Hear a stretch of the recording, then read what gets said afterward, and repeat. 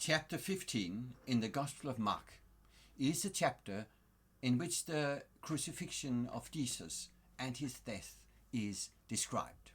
It follows chapter 14. In that chapter, the emphasis was on the disciples, on the woman who anointed Jesus, and her opposite, Judas Iscariot, who betrayed him, and then the disciples who fled, and Peter, who denied him.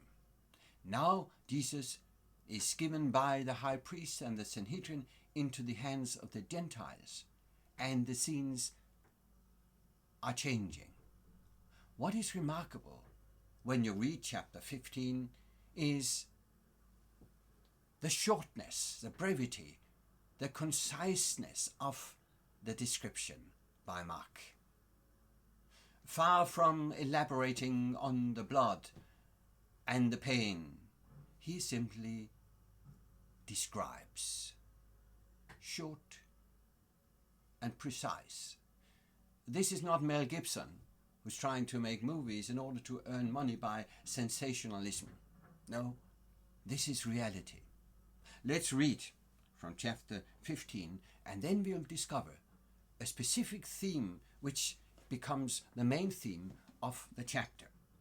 Very early in the morning, I'm reading from the New International Version, the chief priest with the elders, the teachers of the law, and the whole Sanhedrin reached a decision. They bound Jesus, led him away, and handed him over to Pilate. And Pilate, of course, is the Roman governor. And then listen to the first question raised by Pilate. Are you the king of the Jews? And the reply from Jesus is short, yes, it is as you say, and no more is said by Jesus. Then the chief priest accused Jesus of a lot of things, and Pilate continues his interrogation. Aren't you going to answer? But Jesus made no reply, and Pilate was amazed. But notice the first question. Are you the king of the Jews? And of course, Jesus is, though not in the sense that Pilate may have, or the high priest may have imagined. The next scene takes us outside to the crowd standing in the court of Pilate, and Pilate presents this crowd for two options. I will release you one prisoner.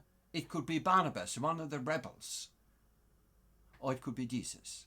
And his answer to them is, do you want me to release you, the king of the Jews?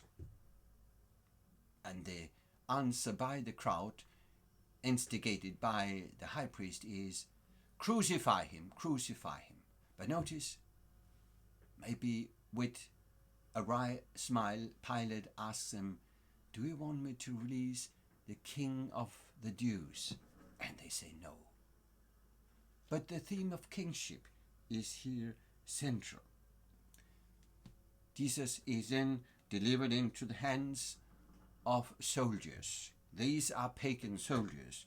They are putting a purple robe on him, simulating kingship. According to verse 17, they twisted together a crown of thorns and set it on him. That is, of course, irony. A crown of thorn. And they began to call out to him, Hail, King of the Jews. It's a double irony, because he actually is the King of the Jews. The next scene is the crucifixion from verse 21 and onwards. And here people are walking by and mocking those poor people who are crucified, mocking Jesus. In the same way it is said, verse 31, the chief priest and the teachers of the law mocked him among themselves.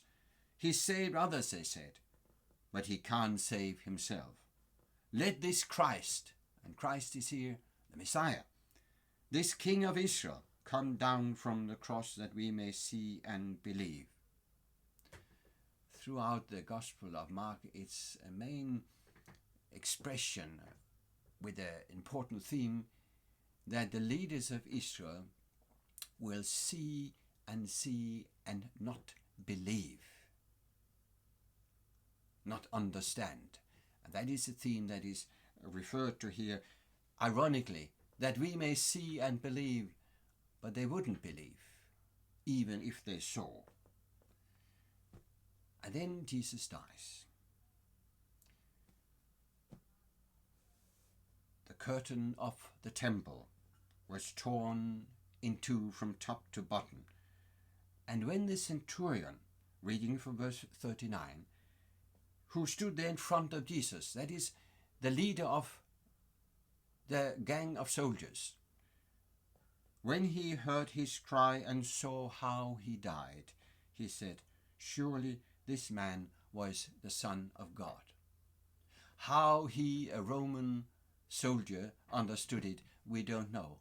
But in the context of the Gospel of Mark, we know this is a messianic title. This is a royal title. He confirms to the readers he is indeed the King of the Jews. So, he could have stepped down from the cross. This lies behind the whole story, even in this short, precise form described the way Mark describes it. And to the readers who receives the Gospel of Mark, maybe a generation later, they of course knew what had happened. They knew about Jesus' resurrection. That was why they would listen to this Gospel. So it was their belief that he could have stepped down. He could have avoided to die. So the question remains, why didn't he step down? Why did he die? This is an all-important question for Christian theology and thinking. And you may want to go to the Bible to get a precise answer, and then the surprise. The Bible spends more pages on describing how he died than telling us exactly why. You find hints in the Gospels, but the description is more important. Then you go to Paul, and you find more hints, more explanations. But even then, remember that when Paul preached and visited according to his own retelling in Galatians 3:1 and 2, he painted a picture of Jesus as crucified. So throughout the ages, many people have tried to give more theological explanations to the question, why did Jesus die? One of these explanations is called the satisfaction theory. In its original form, it went like this. When humans sinned, they not only robbed God, they also insulted him. His honor was insulted. So, together with reconciliation, you also need an extra punishment to satisfy the honor of God. I'm not sure I like that theory too much. It's not particularly biblical. Actually, this is based on medieval forensic. It's how the medieval court system worked. So what happens and has happened throughout the ages is that we have found theories which matched the present thoughts of, for instance, justice, and imposed that, read it back into the biblical description. It may not really be the way to do it. So let's go the other way. Let's go to the Bible. What are the models of explanations used in the Bible? And there are basically three. You have the language of the court, forensic language, with expressions like death, punishment, justification, which is the pronunciation of the innocence of the accused, you have also the world of trades, you could say the commercial world. You are releasing, you are paying to set prisoners free. And then, of course, you have the images of the sanctuary. Jesus is a sacrificial lamb, the Passover lamb, sacrifice, cleansing are words and expressions coming to mind. Let me read a few texts just to give you the impression.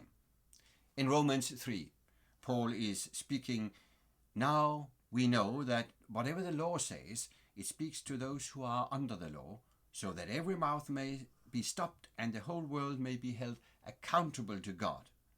For by works of law no human will be justified in his sight. This is from Romans 3:19 to 22. This is the language of the law, like in Galatians 3. Christ redeemed us from the curse of the law by becoming a curse for us.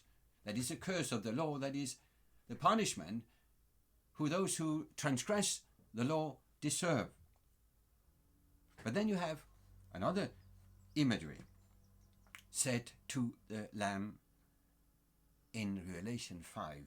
Worthy are you to take the scroll and open its seals, for you were slain, and by your blood you ransomed people. So you have two metaphors. In one you have images from the sanctuary, by your blood. You have the idea of ransom, buying free, setting free.